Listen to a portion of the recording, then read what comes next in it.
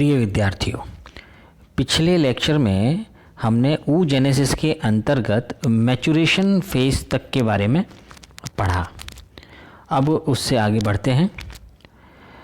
Maturation phase के अंतिम चरण में कोशिका के अंदर विभेदन की प्रक्रिया भी शुरू हो जाती है। प्रारंभ में तो ये अंडकोशिका अविभेदित प्रकार की होती है। बाद में परिपक्वन प्रावस्था के प्रारंभ में ही अर्धसूत्री विभाजन से पहले oocyte में कोशिका द्रव्य का विभेदन और एक निश्चित प्रकार का संगठन इस कोशिका में स्थापित होता है। इसको कहते हैं डिफरेंशिएशन इन oocyte, अंड कोशिका में विभेदन। अब ये जो विभेदन की क्रिया होती है ये 3 प्रकार से होती है, यानी 3 प्रकार की गतिविधियां विभेदन के अंतर्गत हम देख सकते हैं। जिसमें पहली है, मैं अभी आपको आपकी ये जो एक स्लाइड आपको दिखा रहा हूँ, ये है स्ट्रक्चर ऑफ ओवम, अंडाणु की संरचना। अब इस अंडाणु की संरचना में आप देख रहे हैं मूल रूप से जो मैंने आपको पहले भी डिस्कस किया था कि एक तो केंद्रक और केंद्रक के अंदर उपकेंद्रक न्यूक्लियस और इसके कोशिका के चारों तरफ फॉलिकल सेल्स होती हैं जो कि इसके पोषण का काम करती हैं। इस कोशिका को चारों तरफ से प्लाज्मा मेम्ब्रेन द्वारा ये आबद्ध रहती है और उसके बाहर फिर कुछ आवरण नए इसके उत्पन्न होना शुरू होते हैं जिनके बारे में हम आगे बढ़ेंगे। और मध्य में बड़ी मात्रा में इसमें योग या साइटोप्लाज्म भी कह सकते हैं, वो इसमें उपस्थित रहता है। तो डिफरेंशिएशन की जो क्रिया शुरू होती है उसमें सबसे पहले अंडे की ध्रुवता और एक उसका ध्रुवीय अक्ष की स्थापना होती है, यानी उसकी एग की polarity of egg and establishment of polar axis. अंडे की ध्रुवता यानी उसके ध्रुव निर्धारित होते हैं और उन ध्रुवों के बीच में एक अक्ष का भी निर्धारण होता है। और ये ध्रुवता जो है ये विभेदन से पूर्व ही प्रारंभ हो जाती है। लगभग सभी अंडों में 2 ध्रुव पाए जाते हैं, शायद पहले भी आपने पढ़ा होगा। उसको एक ध्रुव को कहते हैं अपन प्राणी ध्रुव या एनिमल पोल, और दूसरा ध्रुव कहलाता है वेजिटल पोल। इसको अल्पक्रिय या अक्रिय या वानस्पतिक ध्रुव के नाम से भी जानते हैं। इंग्लिश में कहते हैं वेजिटल पोल। तो 2 प्रकार के ध्रुव हो गए, एनिमल पोल और वेजिटल पोल।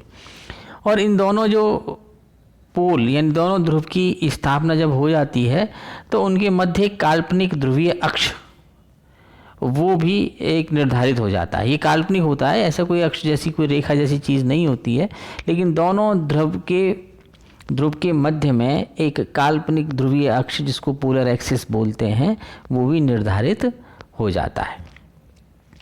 अंडाणु कोशिका में पाए जाने वाले विभिन्न पदार्थ जैसे योग होता है, आरएनए होता है, पिगमेंट सेल्स होती हैं, ये सभी ध्रुवता का निर्धारण करते हैं।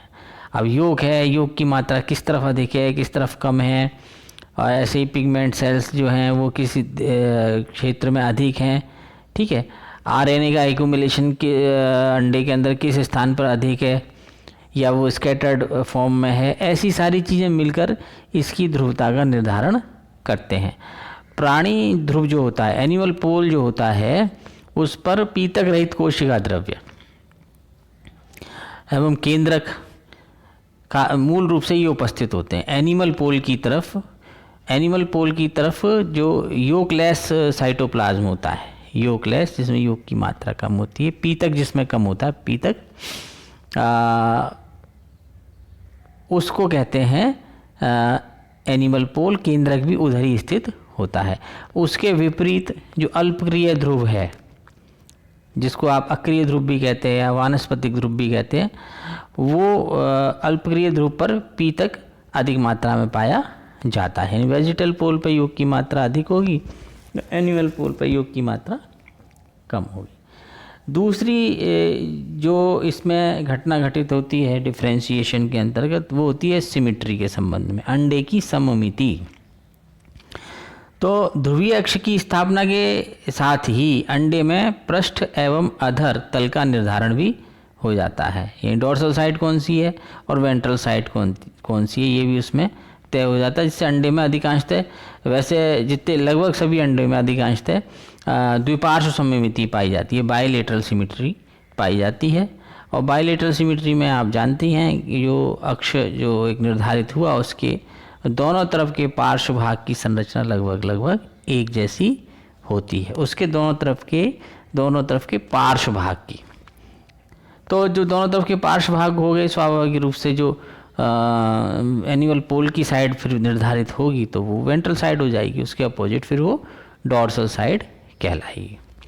तीसरा जो विशेष जो एक घटनाक्रम होता है उसमें कॉर्टिकल डिफरेंशिएशन कहलाता है, वो कॉर्टिकल विभेदन। इसमें जो अंड कोशिका द्रव्य जो होता है वो प्रारंभ में तो होमोजीनस होता है, समांगी होता है, एक जैसा ही होता है। वो उसमें पूरी कोशिका में एक समान मात्रा में एक जैसा दिखाई देने वाला ही कोशिका द्रव्य पाया जाता है, जो बाद में उसमें दो भागों में जो विभक्त हो जाता है।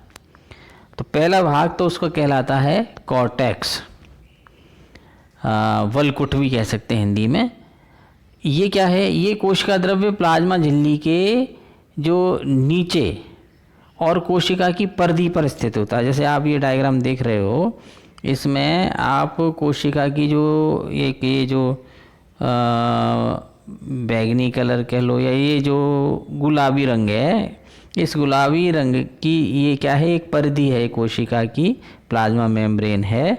उसके नीचे आपको ग्रैन्युलर साइटोप्लाज्म दिखाई दे रहा होगा। ये जैसे छोटे छोटे ग्रेन्यूल्स दिखाई दे रहे होंगे, ये कॉर्टिकल ग्रेन्यूल्स कहलाते हैं, है ना। तो ये भी एक प्रकार का कोशिका द्रव्य है जो कि ग्रेनुलर फॉर्म में होता है ना, कणकीय स्वरूप में होता है और प्लाज्मा झिल्ली के नीचे स्थित हो जाता है। इसके अलावा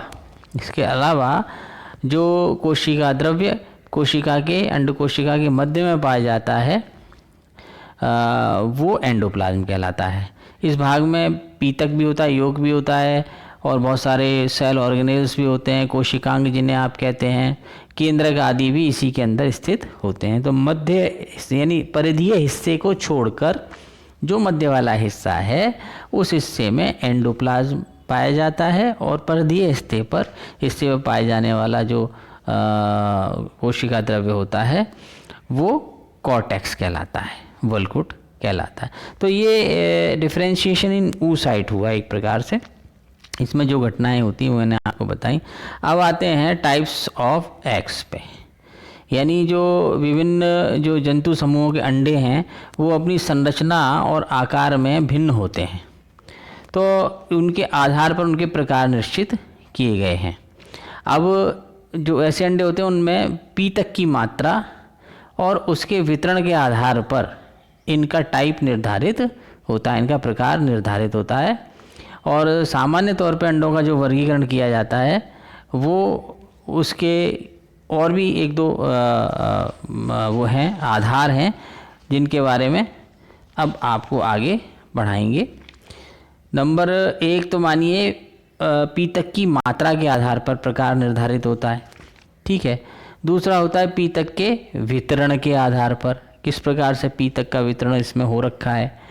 तीसरा होता है कि अंडे के ऊपर अगर किसी प्रकार का कवच पाया जाता है, ठीक है, तो वो कवच किस प्रकार का है उसके आधार पर भी अंडे का प्रकार निर्धारित होता है। और फिर किस प्रकार से उसका परिवर्धन हुआ है, उसका विकास किस प्रकार से हुआ है, डेवलपमेंट किस प्रकार से हुआ है, उसके आधार पर। ऐसे कुल मिला के 4 प्रकार हैं। कौन कौन से? On the basis of amount of yolk, पीतक की मात्रा के आधार पर। Number 2 on the basis of distribution of yolk, यानी जो पीतक है उसके वितरण के आधार पर। और number 3 on the basis of shell, उसके कवच के आधार पर। और number 4 on the basis of development. जैसे ये मैं आपको एक डायग्राम दिखा रहा हूँ, ये आपको 4 प्रकार के अंडे दिखाई दे रहे हैं। ये जो 4 प्रकार के अंडे हैं इनमें एक मनुष्य का अंडा है, ए नंबर 1, ए पे जो है वो मनुष्य का अंडा है, बी पर मेढक का एग है, फ्रॉग का एग है, सी पर ये मुर्गी का एग है और डी पर ये इंसेक्ट का एग है। ठीक है, ये 4 प्रकार के अंडे के डायग्राम अभी आप इस स्लाइड में देख रहे हैं। अब जैसे सबसे पहले लेते हैं ऑन द बेसिस ऑफ योग। योग की मात्रा के आधार पर अंडे जो हैं वो 3 प्रकार के बताए गए। 3 प्रकार के कौन कौन से? नंबर 1 सूक्ष्म पीतकी, जिनको इंग्लिश में बोलते हैं माइक्रोलेसीथल। नंबर 2 मध्य पीतकी, जिसको बोलते हैं मीजोलेसीथल। और नंबर 3 अतिपीतकी, जिसको बोलते हैं मैक्रोलेसीथल और मेगालेसीथल भी बोल सकते हैं और पॉलीलेसीथल भी बोल सकते हैं। यानी हिंदी में बोलेंगे अतिपीतकी। यानी पीतक की मात्रा के आधार पर हम अंडों का विभाजन प्रकार निर्धारित कर सकते हैं। जैसे सबसे पहला है सूक्ष्म पीतकी। इस प्रकार के जो अंडे होते हैं उसमें पीतक जो है बहुत सूक्ष्म मात्रा में पाया जाता है। इनको सूक्ष्म पीतक लेसीथल के साथ साथ ओलिगोलेसीथल भी कह सकते हैं। यानी ओलिगोलेसीथल यानी अल्प पीतकी, ये भी कह सकते हैं। और भी कई वैज्ञानिकों ने तो अपीतकी नाम भी दिया, जिसमें पीतक पाया ही नहीं जाता है, लेकिन ये व्यवहारिक दृष्टि से उचित नहीं है, क्योंकि कुछ कम मात्रा में ही सही पीतक तो अवश्य पाया जाता है। ठीक है, तो ऐसे अंडे जिनमें पीतक बिल्कुल कम मात्रा में, सूक्ष्म मात्रा में, ना के बराबर मात्रा में पाया जाता है, ऐसे अंडे कहलाते हैं माइक्रोलेसीथल या सूक्ष्म पीतकी। ठीक है, सूक्ष्म पीतकी, इनको समपीतकी भी कभी कभी बोलते हैं। तो ये इसका उदाहरण क्या है? मनुष्य का अंडा।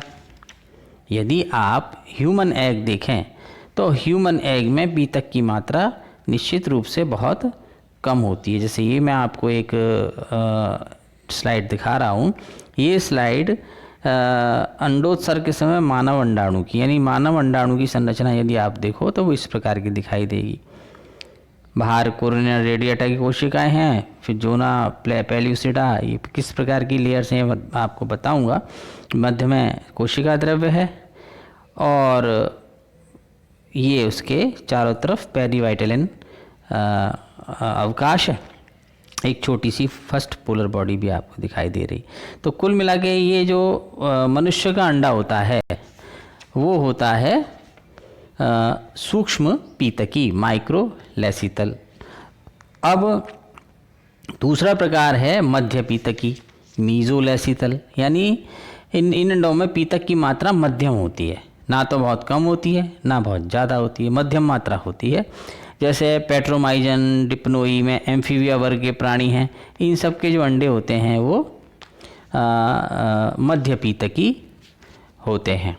ठीक है, जैसे अब आप इसमें देखो डायग्राम में, तो ये फ्रॉग बी में जो है ये फ्रॉग का अंडा है ना। ये मध्य पीतकी अंडा कहलाता है, फ्रॉग का अंडा। इसमें पीतक की मात्रा मध्यम पाई जाती है। और तीसरा प्रकार है अतिपीतकी, मैक्रोलेसीथल और मेगालेसीथल या फिर पॉलीलेसीथल भी बोलते हैं। इन अंडों में पीतक की जो मात्रा होती है बहुत अधिक होती है। उदाहरण के लिए एवीज के अंडे, पक्षियों के अंडे, रेप्टिलिया के जो अंडे होते हैं उनमें भी पीतक की मात्रा ज़्यादा होती है। और इसके अलावा इंसेक्टा वर्ग के जो प्राणी होते हैं उनमें भी पीतक की मात्रा बहुत अधिक होती है। जो मैं आपको डायग्राम दिखा रहा हूँ, ये 2 एग आप देख रहे हो अपनी स्क्रीन पर। ये एग है सी में, आप देख रहे हो ये मुर्गी का अंडा है। तो इसमें पीतक की मात्रा बहुत अधिक देखने को मिलती है। ठीक है, इसके अलावा जो इंसेक्ट का अंडा है, इंसेक्ट के अंडे आकार में भले ही छोटे होते हैं लेकिन उनमें मैक्सिमम मात्रा में योग उपस्थित होता है। सर्वाधिक मात्रा में योग ही उपस्थित होता है, बाकी अवयव बहुत कम होते हैं। तो इस प्रकार से पीतक की मात्रा के आधार पर 3 प्रकार के अंडे हमें देखने को मिलते हैं: सूक्ष्म पीतकी, मध्य पीतकी और अतिपीतकी, यानी कि माइक्रोलेसीथल, मीजोलेसीथल और पॉलीलेसीथल या मैक्रोलेसीथल, या इसको मेगालेसीथल भी बोल सकते हैं। तो ये अंडों का प्रकार निर्धारित करने का एक आयाम हुआ। अब इसके अलावा फिर आगे वितरण के आधार पर किस प्रकार से अंडे वितरण के आधार पर डिस्ट्रीब्यूशन उनका होता है, उनके प्रकार निर्धारित होते हैं, ये आपको अगले लेक्चर में बताएंगे। Thank you.